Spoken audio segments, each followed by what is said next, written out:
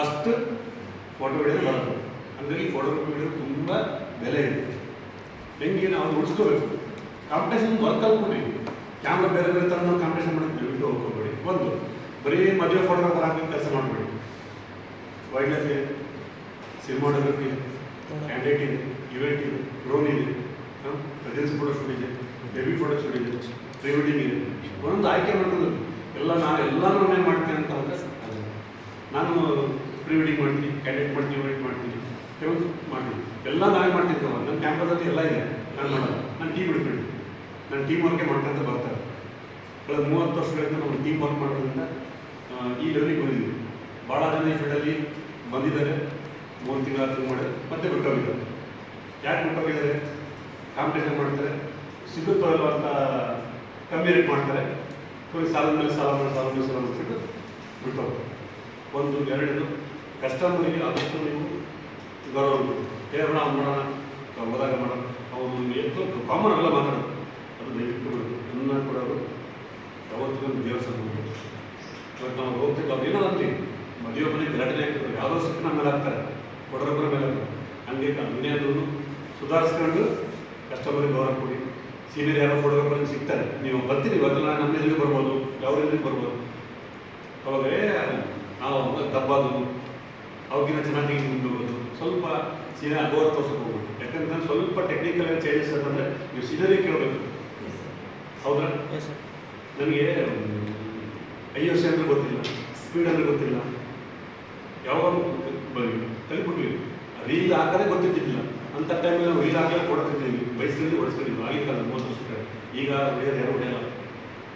ಈಗ ನೀಟಾಗಿ ಹೇಳ್ಕೊಡೋದು ನಮೀಗ ಸಂಸ್ಥೆಗಳಿಲ್ಲ ಕಳ್ಸ್ಕೊಡೋಕ್ಕೆ. ತೋಳ್ ಸೆಕ್ಟರ್ ಏನು ಕೆಲವರಿಗೆ ಒಂದು ಅದೃಷ್ಟ ದೇವ್ರ ಮನೆ ದೇವ್ರ ಅನ್ಕೋಬೇಕು, ಒಂದು ದೇವಸ್ಥಾನ ಅನ್ಕೋಬೇಕು. ಯಾಕಂತಂದರೆ ಇದು ಒಳ್ಳೆ ಅವಕಾಶ ಕೊಟ್ಟಿದ್ದಾರೆ. ಊಟದ್ದಾಗಲಿ, ತಿಂಡಿದ್ದಾಗಲಿ, ಆಮೇಲೆ ನೀವು ಕೊಡೋ ಟೀ ಶರ್ಟ್ಸ್, ಬ್ಯಾಟ್ ಎಲ್ಲ ಒಂಥರ ಒಂದೇ ತಾಯಿ ಮಕ್ಕಳ ಥರ ಆ ಥರ ಯೂನಿಫಾರ್ಮ್ ಎಲ್ಲ ಕೊಟ್ಟಿದ್ದಾರೆ. ಅದನ್ನ ಚೆನ್ನಾಗಿ ನೋಡ್ಕೊಂತಾರೆ. ಹಾಗಾಗಿ ನಾನು ನಿಮಗೆ ಹೇಳೋದು, ಸಂಸ್ಥೆಗೆ ಬರ್ಕೊಡಿ, ಹಿರಿಯರಿಗೆ ಬರ್ಕೊಡಿ, ನಿಮ್ಮ ವೃತ್ತಿಗೆ ಬರ್ಕೊಡಿ, ಹಿರಿಯರಿಗೆ ಬರ್ಕೊಡಿ, ಒಳ್ಳೆಯ ರೇಟ್ ಮಾಡಿ, ಎಷ್ಟು ಶಕ್ತಿ ಮೇಲೆ ಬಂತು ದುಡಿದ್ರೆ ಸೇವ್ ಮಾಡ್ಕೊಳ್ಳಿ. ನಮಗೆ ಲೈಫ್ ಇರೋದು ಫೋಟೋಗ್ರಫಿಗೆ ಒಂದು ಏಜ್ ಅಂತ ಇರುತ್ತೆ. ಆ ಏಜ್ ಅಂದರೆ ನಿಮಗೆ ಅರಿಯೋದೇ ಇಲ್ಲ. ಉದಾಹರಣೆ ನಾವು 30 ವರ್ಷದ ಕೆಳಗೆ ನಾವು ಫೋಟೋಗ್ರಫಿ ಮಾಡ್ತಾ ಇದ್ವಿ. ಅವ್ರ ಮಕ್ಕಳೆಲ್ಲ ಫೋಟೋ ತೆಗಿತಾ ಇದ್ವಿ. ಅವ್ರ ಮಕ್ಕಳಿಗೆ ಮದುವೆ ಆಗಿದ್ದಾರೆ, ಅವ್ರ ಮಕ್ಕಳು ಹುಟ್ಟಿರ್ತಾರಲ್ಲ, ಅವ್ರ ಫೋಟೋ ತೆಗಿತಾ ಇರ್ತಾರೆ. ಇಲ್ಲ ಕಲರ್ ಫೋಟೋಗ್ರಾಫರ್, ವರ್ಲ್ಡ್ ಫೋಟೋಗ್ರಾಫರ್ ಅವ್ರು ಬೇಡ, ಇತ್ತೀಚಿನ ತಂದೆ ಫೋಟೋಗ್ರಾಫರ್ ಬೇಕು ಅಂತ ನಮಗೆ ಏಜ್ ಆಗಿದೆ ಅಂತ ಹೇಳ್ತಾರೆ. ಆ ಅನುಭವ ನೋಡ್ತಾ ಇಲ್ಲ. ನಿಮ್ಮಲ್ಲಿಗೂ ತೆಗೆದ್ರೆ ಅವ್ರು ಬೇಡಪ್ಪ, ನಮಗೆ ಬೇರೆ ಬೇಕು ಅಂತ ಆಗ್ತಿದೆ. ಅವ್ರಿಗೆ ಗೊತ್ತಾಗಲ್ಲ. ನಾವು ಆಗಿಂದ ಏನು ಫೋಟೋಗ್ರಫಿ ಮಾಡ್ತೀವಿ, ಈಗಿನ ಕಾಲದಲ್ಲೂ ಅಪ್ಪನ ಫೋಟೋಗ್ರಫಿ ಮಾಡ್ತೀವಿ. ದಿನ ಚೇಂಜ್ ಆಗ್ತಾ ಇದೆ, ಟೆಕ್ನಾಲಜಿ ಚೇಂಜ್ ಆಗ್ತಾ ಇದೆ.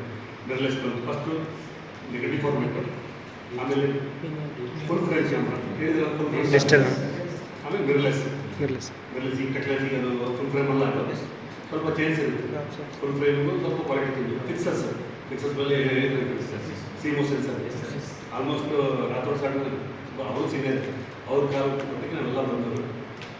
ಆದಷ್ಟು ನೀವು ಒಂದು ಒಳ್ಳೆ ಪ್ರೈಸ್ ಮಾಡಿ, ಅದ್ರ ಜೊತೆಗೆ ನಿಮ್ಮ ತಂದೆ ತಾಯಿ ಚೆನ್ನಾಗಿ ನೋಡ್ತಾರೆ, ಸಂಸ್ಥೆ ಬರೋರಿಗೆ ನೀವೆಲ್ಲ ಕಳಿಸ್ಕೊಂಡಿದ್ದಾರೆ. ನೀವು ಎಷ್ಟು ಕೃತಜ್ಞತೆ ಸಲ್ಲಿಸಿದ್ರೆ ಸಾಕು. ಈ ಯಾಕೆ ಮಾತು ಅಂತಂದರೆ, ನಾನು ಇಲ್ಲಿ ಮೊಬೈಲ್ ಕ್ಲಾಸ್ ಕಲಿಯಕ್ಕೆ ಬಂದಿದ್ದೆ. ನಾನು ಫೋಟೋಗ್ರಫಿ ಮಾಡ್ಕೊಂಡು ಮೊಬೈಲ್ ಕ್ಲಾಸ್ ಕಲಿತೆ, ಅದನ್ನು ಮಾಡಿಬಿಟ್ಟೆ ಈ ಫೋಟೋಗ್ರಫಿ ಮಾಡ್ಕೊಂಡು ಹೋಗ್ತೀನಿ. ಯಾಕೆ ಈ ಸಂಸ್ಥೆಗೆ ಫಸ್ಟು ವಿದ್ಯಾಭ್ಯಾಸ ಬೆಲೆ ಕೊಡಬೇಕು ಅಂತ ನಾವು ಏನಾಗ್ತೀವಿ ಅನ್ನೋದು ಗೊತ್ತಿದ್ದಿಲ್ಲ. ಈ ಕ್ಯಾಮ್ರಾ ಹಿಡಿದ್ಮೇಲೆ ನಮ್ಮನ್ನು ಸಾವಿರಾರು ಜನ ನೋಡ್ತಾ ಇರ್ತಾವ್ರ. ನಾವು ಬೆಳ್ಳಿ ಪರ್ದೆ ಇದೆ ಕೆಲಸ ಮಾಡಿರ್ತೀವಿ, ಇಲ್ಲ ಸ್ಟೇಜ್ ಕೆಳಗೆ ಕೆಲಸ ಮಾಡಿರ್ತೀವಿ. ಸ್ಟೇಜ್ ಮೇಲೆ ಯಾವತ್ತೂ ಕೂತ್ಕೊಂಡ್ರೆ ಫೋಟೋ ತೆಗಿತಾ ಇರ್ತೀವಿ, ಸ್ಮೈಲ್ ಪ್ಲೀಸ್ ತೆಗಿತೀವಿ, ಹೋಗ್ತೀವಿ. ನಮ್ಮಲ್ಲಿ ಎಷ್ಟೇ ನಾವು ಇದ್ರೂ ನಾವು ತೋರಿಸ್ಕೊಳ್ಳಲ್ಲ. ಎಲ್ಲ ನೆಕ್ಸಿ ಫೋಟೋ ತೆಗಿತೀವಿ. ನಮ್ಮದೊಂದು ಕಲೆ ಅದು, ನೆಕ್ಸಿ ಫೋಟೋ ತೆಗಿಸ್ತೀವಿ. ನಮ್ಮಲ್ಲಿ ಎಷ್ಟೇ ನೋವು ಇದ್ರೂ, ನಮ್ಮಲ್ಲಿ ಎಷ್ಟೇ ಟೆನ್ಷನ್ ಇದ್ರೂ ಅದೆಲ್ಲ ಮರೆತು ನಾವು ಕ್ಯಾಮ್ರಾ ಹಿಡಿತೀವಿ ಅಂತಂದ್ರೆ ನಮ್ಮಲ್ಲಿ ನಗು ಬರೋದು ಮುಖ್ಯ ಅಲ್ಲ, ಅವರಲ್ಲಿ ಅದನ್ನು ಕಲಿಸಿ ಫೋಟೋ ತೆಗೆಯೋದು ಮುಖ್ಯ. ಹೌದಾ? ಒಂದು ಫೋಟೋ 1000 ಪದಗಳ ಅರ್ಥ ಕೊಡುತ್ತೆ. ಇವತ್ತು ಯಾರೋ ಕೊಲೆ ಆಗುತ್ತೆ, ಬರೀ ಫೋಟೋ ನೋಡಿ ಕಂಡುಹಿಡಿಯೋದು ಇಂಥ ಶಾಖ ಇವ್ರನ್ನೇ ಕೊಲೆಗಾರರು ಅಂತ ಕಂಡುಹಿಡಿಬೋದು. ಹೌದಾ?